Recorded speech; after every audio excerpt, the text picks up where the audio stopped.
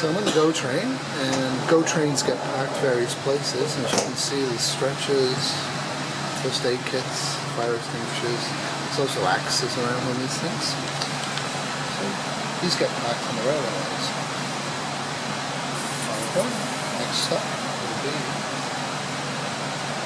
a new subway station.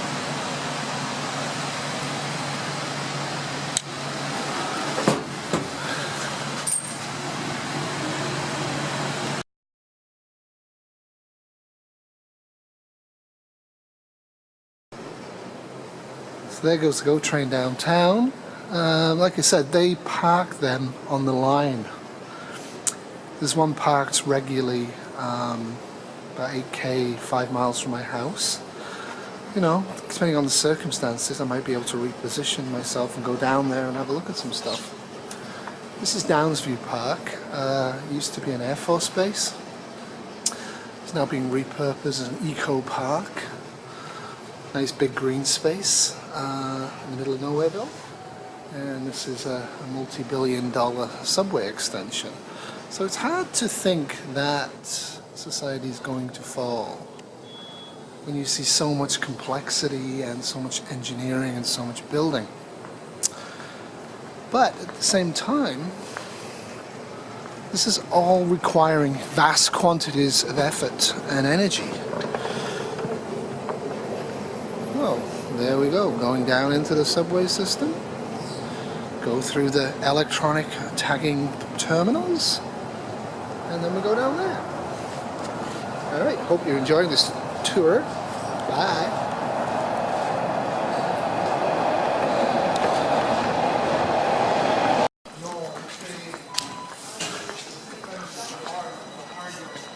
The Presto card. Tap, it opens. Now for most people, they have Presto cards that are tagged electronically to who they are. Mine is not tagged. It was hard to get. Something to think about, even without a cell phone. They want to know where you are at all times.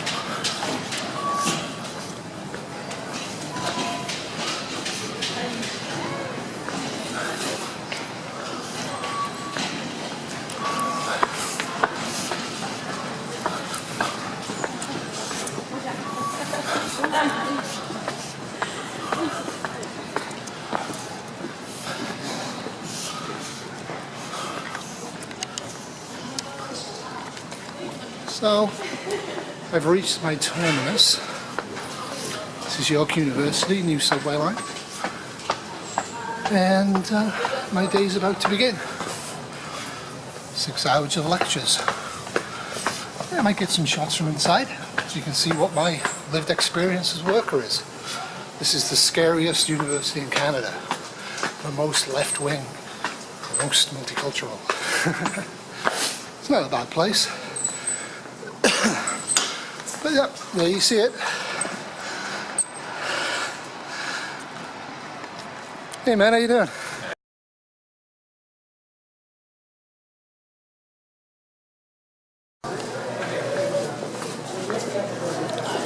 What do you mean?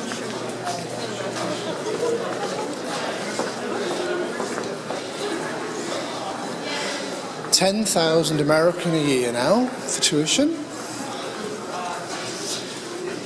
And all they do is buy junk and stare at cell phones and eat fast food.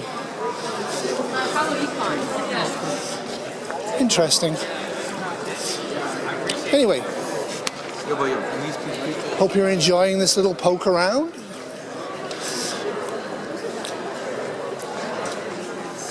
Catch you later.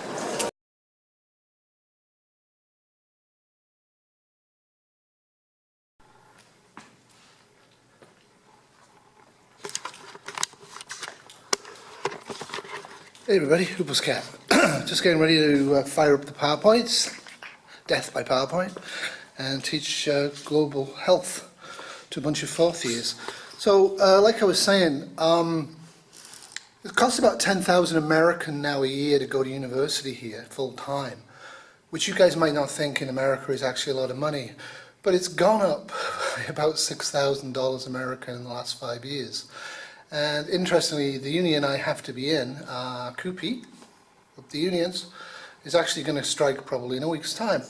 And not for money, but because people like myself have been teaching here full time for years and years and years, over a decade, and I find out I'm teaching a class a couple of days before the class or a couple of weeks before the class. Full-time faculty don't give you any support, no backup, no nothing, and they expect us to do most of the teaching here for a third of the rate. Which is fine. I don't think any of us are striking for money. What we're striking for is actually having office spaces to meet the students in, and to have the ability to actually organize our courses in advance. So yeah, so this is the first classroom. It's about 50 odd students. I don't do attendance in my classes. I think that's ridiculous at university level. I usually get 30, 40 students show up out of the 50. So my job is to entertain them and to make them think about global health issues. So, yeah, I'll be doing a few talks on global health issues coming up in the next year, probably. The ones I think are relevant. And yeah, so this is the smallest class. I better get on with my day. And then I'll show you the next class, which is I teach for 3 hours, and I teach for 3 hours. That's another issue, right? 6 hours on your feet going blah, blah, blah. Even for me, that's too much. So, yeah. I'm also going to do a series here probably in the fall, where I would show why I would bunker down at the university if there was a radiation or a chemical event. Again, wherever you work, wherever you live, wherever you shop, wherever you play, think about it from a catastrophic point of view. Live your life, enjoy your life, make money, be happy. But think about if something happens, if I got a text said that there's a nuclear strike on Toronto, where would I go? Alrighty. I will check in with the next classroom as well in about 3 hours. Bye.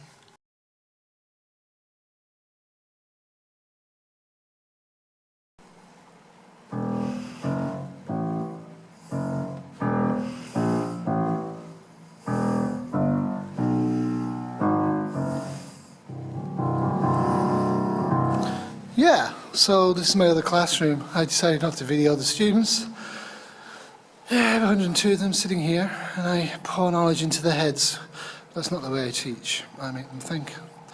And put PowerPoints up, and they have screens, and I have a grand piano in the classroom, which is kind of pleasant. And yeah, so that's my afternoon class. I'm going home now. Probably not going to video it, so this is probably au revoir. But if I do, I might do some on the trail, because it'll be dark nighttime, and it's kind of interesting. So I hope you enjoyed that poke around my life, and au revoir.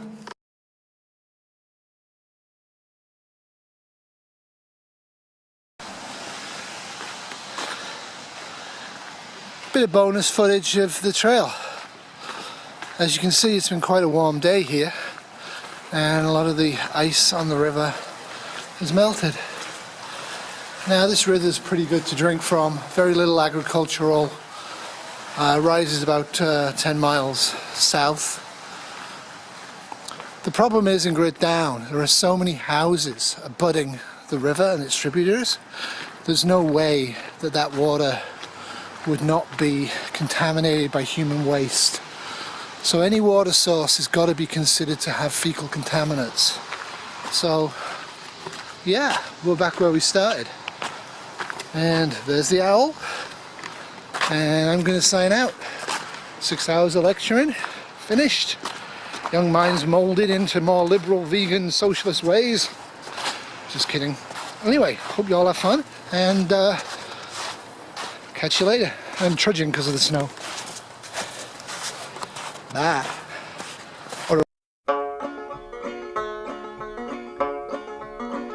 I saw Adam leave the garden with an apple in his hand. I said, now you're out, what are you gonna do? Plant my crops and pray for rain, maybe raise a little cane. I'm an orphan now and only passing through. Passing through, passing through. Sometimes